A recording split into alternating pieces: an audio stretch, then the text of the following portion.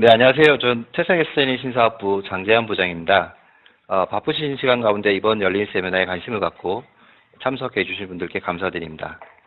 앞서 공지된 것처럼 오늘 말씀드릴 주제는 이번에 저희가 태생SNE가 새롭게 출시한 ETSNE HPC 클라우드에 대한 개요와 사용 방법에 대해 저와 이두환 부장이 차례로 발표드리도록 하겠습니다.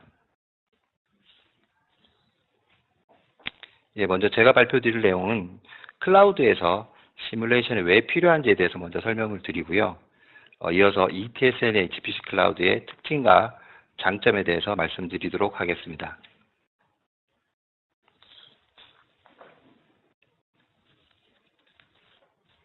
예, 이 장표는 클라우드의 특징을 비유적으로 잘 표현해주는 장표가 되겠는데요.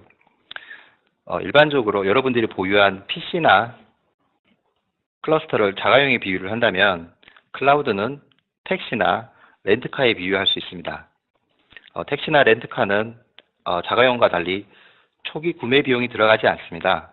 또 자가용처럼 수리 비용이나 보험료 등 유지보수 비용 역시 들어가지 않습니다. 또 자가용처럼 보관할 주차 공간을 또 필요로 하지 않습니다. 또한 차량의 노후화도 걱정하실 필요가 없고요. 항상 최신형의 차량으로 이용하실 수 있습니다. 그래서 오직 내가 필요할 때 필요한 만큼만 사용하시고 이용한 만큼만 비용을 내시면 됩니다. 또한 자가용이 만약에 한 대뿐일 경우는 누군가 사용 중에 있을 경우에는 기다렸다가 사용하셔야 되는데요. 택시나 렌트카는 두 대든 세 대든 동시에 이용하실 수 있습니다. 클라우드도 이와 마찬가지입니다. 이 부분이 클라우드가 가진 중요한 밸류가 되겠는데요.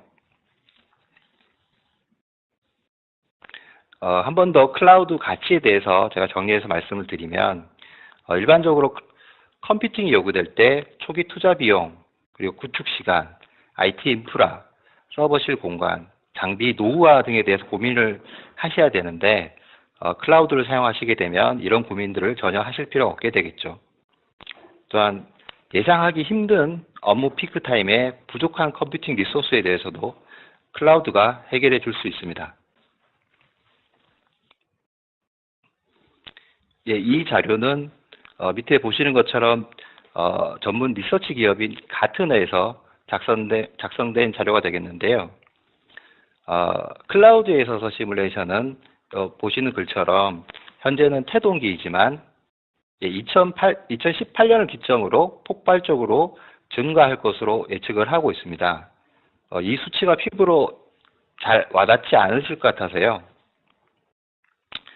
다음 자료 보시면 이 자료는 올 4월에 코엑스에서 있었던 세계 1위의 클라우드 업체인 아마존 웹 서비스, AWS라고 하죠. 아마존 웹 서비스의 컨퍼런스 행사 장면인데요. 보시는 것처럼 참가자 규모만 10,000명에 이르렀고요. 발표 세션만 하더라도 100개의 세션이 발표되었습니다. 그래서 한국에서도 클라우드에 대한 관심이 폭발적이었습니다. 그리고 모든 회사들이 IT 보안에 대해서 관심들이 많겠지만 제 개인적으로 생각했을 땐 어떤 산업군보다도 IT 보안에 가장 엄격한 곳이 금융업계라 생각합니다. 그런데 이날 행사에서 신한금융그룹에서 클라우드 도입 사례를 갖고 기조연설 발표가 있었습니다. 그래서 이제는 더 이상 기업에서 클라우드를 사용하는 데 있어서 선택이 아닌 필수의 시대가 도래했다고 분명하게 말씀드릴 수 있을 것 같습니다.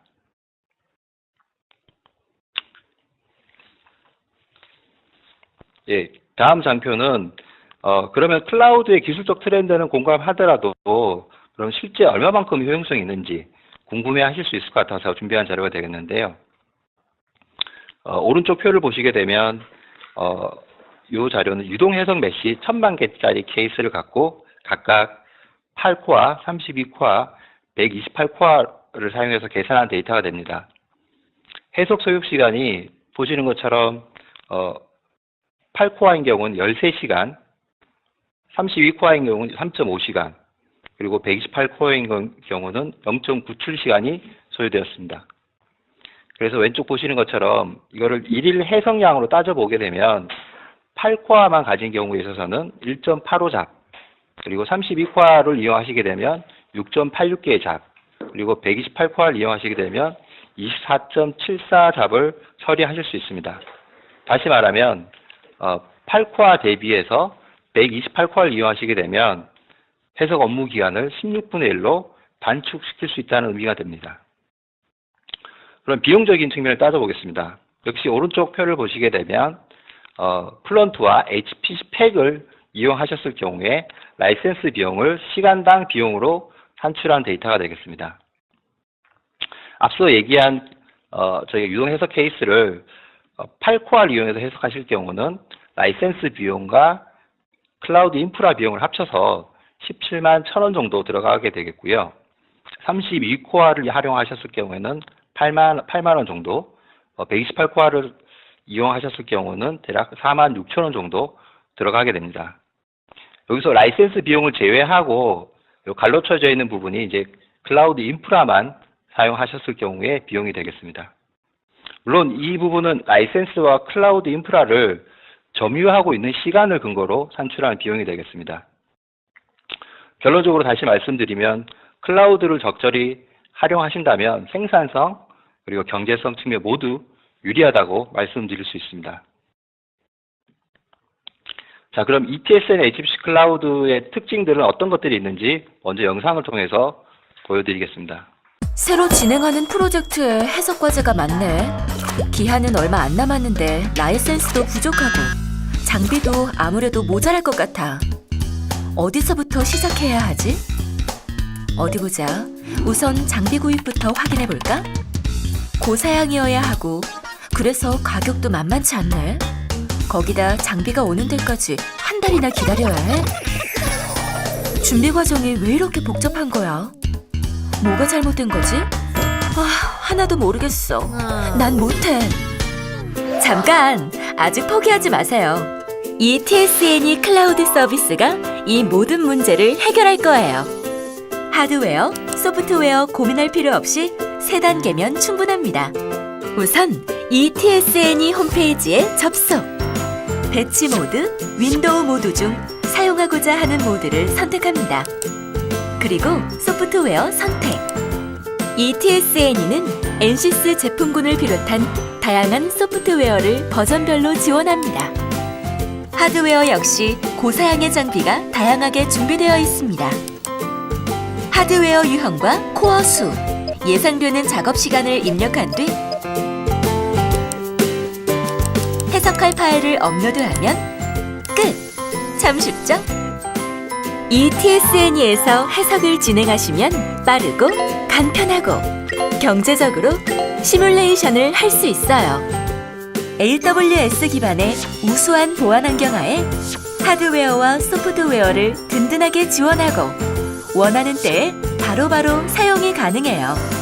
또 사용한 만큼 비용을 지불하니 부담도 없죠.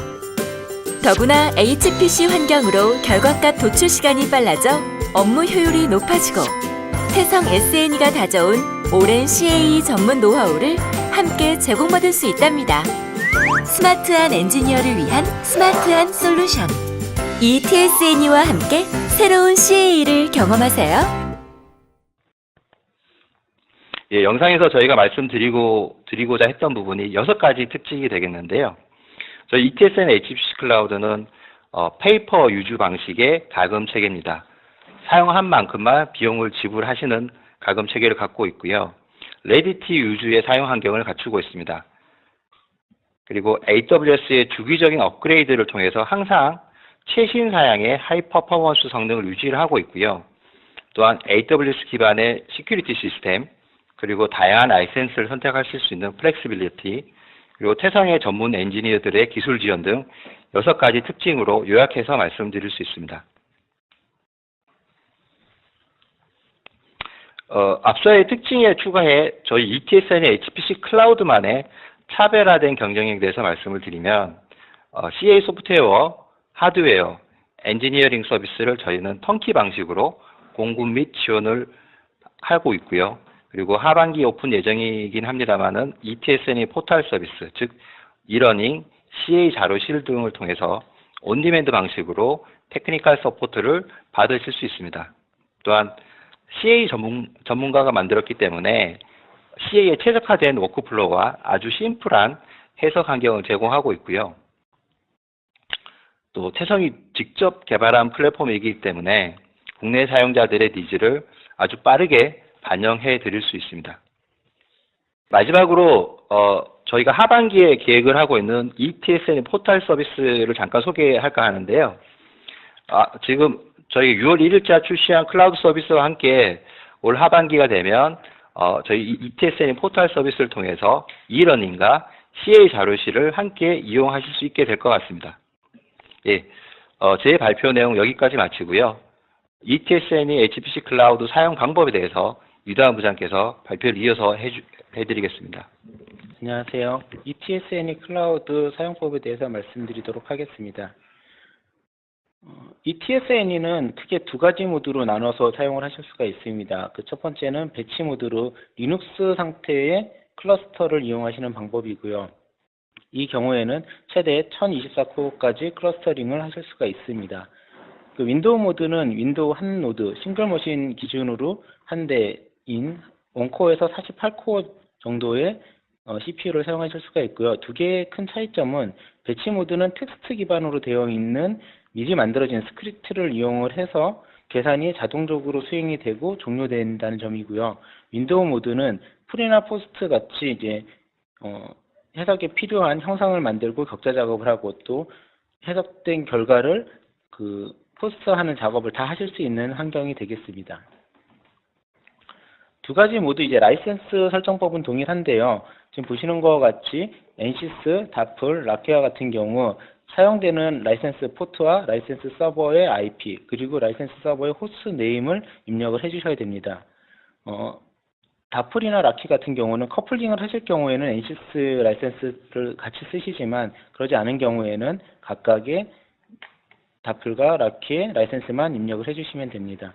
현재 옵티스 랭이나 워크벤치, 이뷰 제품을 사용할 수 있는 주로 엔시스 위주의 제품군으로 구성이 되어 있습니다. 라이센스는 지금 보시는 바와 같이 포트와 IP 그리고 호스트 네임을 입력을 하시는데요. 호스트 네임을 입력을 하지 않으신 경우 아래와 같이 메시지가 나타나고요. 위에 확인을 누르지 않고 해석을 진행을 하시면 라이센스를 확인해 달라는 메시지가 나타납니다. 이유는 사내 라이센스 서버와 통신이 되고 있는지 확인을 꼭 하셔야 서버가 구동된 후에 계산이 수행되기 때문에 일부러 이런 과정을 만들어 놨습니다. 지금 보시는 왼쪽 그림이 라이센스 확인을 했을 때 정상적으로 라이센스가 체크된 화면이고요. 오른쪽 화면은 라이센스 서버랑 통신이 이루어지지 않은 상태입니다.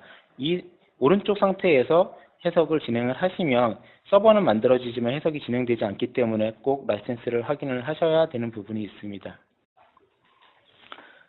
동영상을 통해서 라이센스 체크하는 법을 잠깐 보여드리도록 하겠습니다. 일반적으로 라이센스, 클라이언트 쪽에서 라이센스 설정을 해보신 분들은 쉽게 하실 수가 있는데요. 엔시스 라이센스 같은 경우는 1055 포트와 2325 포트를 사용을 합니다. 그리고 라이센스 서버의 IP와 통신이 가능한 호스트 네임을 같이 입력을 해주시게 되면 그 뒤에 확인 버튼을 누르시면 라이센스 서버와 통신이 이루어지고 데몬이 구동되고 있는 것을 확인을 하실 수가 있습니다. 그럼 첫 번째 사용법으로 배치 모드에서의 사용법을 말씀드리겠습니다. 배치 모드는 간단하게 세 가지 단계로 나눠서 서버를 만드실 수가 있습니다. 소프트웨어를 선택하고 하드웨어 선택, 입력 파일을 제출함으로써 그 뒤에 계산은 미리 만들어진 스크립트에 의해서 자동으로 수행되게 됩니다. 소프트웨어에 들어가시면 지금 보시는 배치 모드에서 쓰실 수 있는 건 5가지 정도 플루언트 CFX, 폴리플로우, 아이스팩 등이 올라와 있고요. 엔시스 버전은 17.2부터 최신 버전인 19.1까지 6개 버전이 설치되어 있습니다. 그리고 이 커맨드의 입력 창을 누르시면 지금 보시는 것 같은 창이 나타나는데요. 필요에 따라서 배치로 구동되는 커맨드를 바꾸시고 싶으신 경우에는 직접 타이핑을 해서 수정하실 수도 있습니다. 하지만 배치 모드가 익숙하지 않으신 분들은 커맨드를 바꿔서 해석이 잘못 수행될 수도 있는 우려가 있기 때문에 수정하지 않으시기를 권장드립니다. 두 번째는 하드웨어 선택입니다. 하드웨어 그 배치 모드에서 쓸 수 있는 하드웨어 리스트가 다음과 같이 나타나게 되고요. 일반적인 경우라면 H1 타입의 CPU가 2.9GHz를 띄는 이 사양이 가장 빠른 CPU 타입입니다. H1 타입을 이용을 하셔서 선택하시길 기본적으로 권장을 드리고요. 대신 H1 타입 같은 경우는 메모리가 3.8GB입니다. 이건 한 CPU 한 코어당 메모리고요. 실제 사용되는 코어 수를 곱하면 실제 사용되는 총 메모리 수를 계산을 하실 수가 있습니다. 격자 수에 따라서 사용될 메모리를 예측을 하셔서 만약에 코어 수보다 메모리를 더 많이 사용한다라고 하시면 H2 타입이나 M1 타입 같은 메모리를 좀 많이 보유하고 있는 인스턴스를 선택하시기를 권장드립니다. 사용하시는 코어 수는 플러스나 마이너스를 조정을 하실 수가 있고요. 작업 예상 시간은 실제 러닝이 되어서 서버가 켜져 있는 시간을 예측하셔서 입력해 주시면 됩니다. 만약 예상 시간이 넘어가는 작업이 되면 작업은 종료되기 때문에 뒤에 말씀드릴 시간 연장 기능을 이용을 하셔서 계산에 필요한 만큼 시간을 확보하실 수가 있습니다. 그리고 마지막 단계는 입력 파일 선택입니다. 입력 파일은 두 가지 방법이 있는데요. 첫 번째는 파일 업로드입니다. 파일 업로드는 본인의 컴퓨터에서 직접 파일을 올리는 방식입니다. 동영상을 통해서 잠깐 보여드리면요. 파일 업로드 버튼을 누르면 다음과 같은 창이 나타나고요. 이 창에 마우스로 끌어다 놓으셔도 되고 브라우저 상에서 파일을 선택하셔도 됩니다. 아주 간단하게 파일을 올리실 수가 있습니다. 두 번째 방법은 스토리지에서 파일을 올리는 방법인데요. 이 방법은 이미 작업을 했던 파일이나 사전에 올려놓은 파일이 있는 경우에 스토리지에 있는 파일을 직접 가서 선택을 해서 사용을 하는 방법입니다. 이 경우에 지금 보시는 실행 파일에 체크를 꼭 해주셔야 되는데요. 그 이유는 그 배치 모드는 미리 작업된 텍스트 타입의 스크립트를 이용을 한다고 말씀을 드렸습니다. 플런트 같은 경우는 저널 파일이 될 텐데요. 그 어떤 파일이 저널 파일로 작동을 할 건지 선택을 해 주시면 그 파일에 입력되어 있는 명령어대로 해석이 진행되게 됩니다. 세 가지 단계가 모두 마친 다음에는 소프트웨어의 정보 그리고 하드웨어 정보가 요약이 되고요. 진짜 작업을 제출할 건지 물어보는 창이 나타납니다. 이때 작업 제출을 클릭을 하시면 아래와 같은 작업이 제출이 되었다는 메시지가 나타나는데요. 이 메시지가 나타나기 전에 화면을 이동하시면 작업이 취소됩니다. 그래서 이 창이 나타날 때까지 기다려 주시면 작업이 제출이 되게 됩니다. 지금까지 세 가지 단계를 마치고 나면 지금 보시는 서버 생성이 자동으로 실행이 됩니다. 그래서 진행 상태 바에서 상태를 보실 수가 있는데 약 3에서 5분 정도 소요가 되고요. 서버가 생성이 되면 작업이 자동으로 실행이 됩니다. 그래서 진행 상태에서 텍스트 타입으로 작업이 진행되는 것을 확인을 하실 수가 있고요. 옆쪽을 클릭해서 보시면 실제 작업 폴더에 만들어져 있는 파일들을 직접 보실 수가 있습니다. 그래서 execute 커맨드 같은 경우 그림을 미리 만드셨다거나 오토세이브로 케이스 데이터를 저장하신 경우라면 파일들이 잘 만들어지고 있는지 GUI에서도 확인을 하실 수가 있습니다. 작업이 완료가 되면 작업 완료가 되었다는 메시지창이 나타나고 확인을 누르시면 자동으로 스토리지 폴더로 이동을 하게 됩니다. 작업이 완료된 모든 파일들을 지금 보시는 것 같이 가져와서 리스트로 보여주게 됩니다. 그리고 배치 모드 같은 경우는 중간에 작업을 수정할 수 있는 방법이 없습니다. 대신 작업이 잘못 수행이 되었다거나 아니면 원하지 않는 방향으로 작업이 되고 있다라고 판단이 되셨을 때 그 서버를 사용하시면서 발생하는 비용을 줄이기 위해서 서버를 종료하실 수가 있는데요.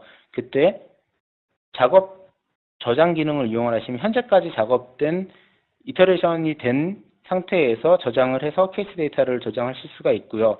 이 기능 같은 경우에는 플런터 아이스팩에서만 제공을 하고 있습니다. 그리고 그 외에는 강제 종료를 이용해서 서버를 삭제하는 방법이 있습니다. 근데 이때도 두 가지 옵션이 있는데요. 하나는 이미 작업이 된 모든 파일들을 스토리지를 복사하고 서버를 종료하는 방식이 하나 있고요. 그 저장된 모든 파일들이 의미가 없을 경우에는 그 파일들을 모두 삭제하고 오는 즉시 종료, 두 가지 방법으로 서버를 강제 종료하실 수도 있습니다.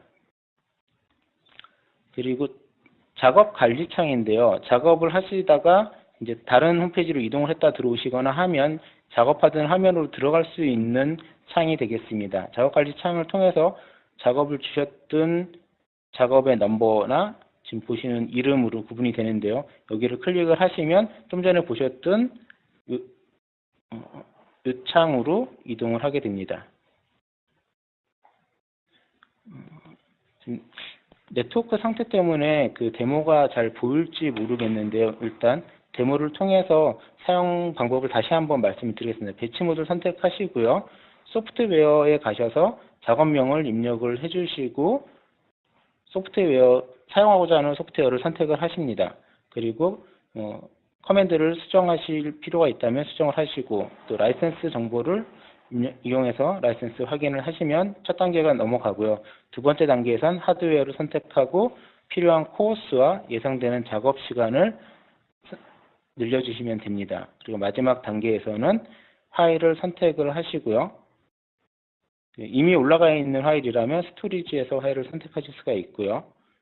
작업을 제출하시기 전에 실행에 필요한 저널 파일을 선택을 해주시고 요약된 걸 확인하고 작업을 제출하시면 됩니다.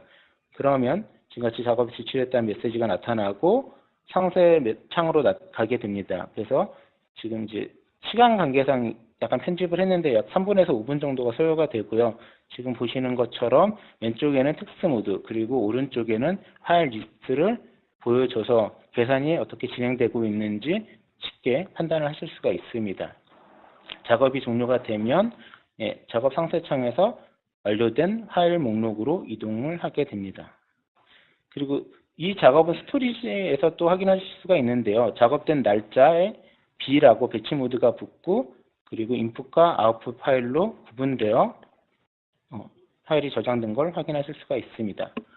두 번째는 윈도우 모드 사용법인데요. 윈도우 모드는 배치 모드와 다르게 그래픽을 사용할 수 있는 환경입니다. 그래서 앞서 보신 소프트웨어 선택, 하드웨어 선택, 파일 업로드 세 가지 단계는 동일하고요. 대신 사용하는 방식이 자동으로 클러스터가 아니라 서버가 생성이 되지만 사용자는 원격 접속 방법을 이용을 해서 서버에서 작업을 하고 파일을 가져오는 방식이 되겠습니다. 현재 설치되어 있는 소프트웨어는 NCS 워크벤치, 일렉트로닉 데스크탑, 옵틱스랭, 그리고 NCS와 이뷰 제품이 모두 설치가 되어 있는 버전, 다풀, 락키, 에디티브 등이 있습니다. 마찬가지로 17.2에서 19.1까지 설치가 되어 있습니다. 윈도우 모드를 선택을 하시면 배치 모드보다 더 많은 인스턴스 타입을 보여주는데요.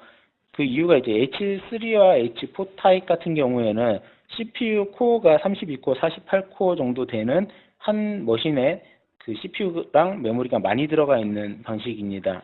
이 방식은 H1이나 H2 타입에 비해서 그 가격대 성능비, 가성비는 좋은 반면에 실제 CPU 클럭은 H1이나 H2가 더 높기 때문에 배치 모드에선 사용하지 않고 윈도우 모드에서만 제공을 하고 있습니다. 방법은 동일합니다. 코어는 한 노드에서 제공되는 최대 코어까지만 증가시킬 수가 있습니다. 그래서 H1 타입 같은 경우엔 18코어까지 증가시킬 수가 있고요. 예상되는 작업 시간이 뭐 1시간이든 10시간이든 그보다 더 많은 시간도 다 입력을 하시게 되면 오른쪽에 사용에 요약된 부분을 보여주고 하드웨어를 선택하실 수가 있습니다. 세 번째 단계는 입력 파일인데요. 배치 모드와 다르게 윈도우 모드는 이 부분이 필수 사항은 아닙니다.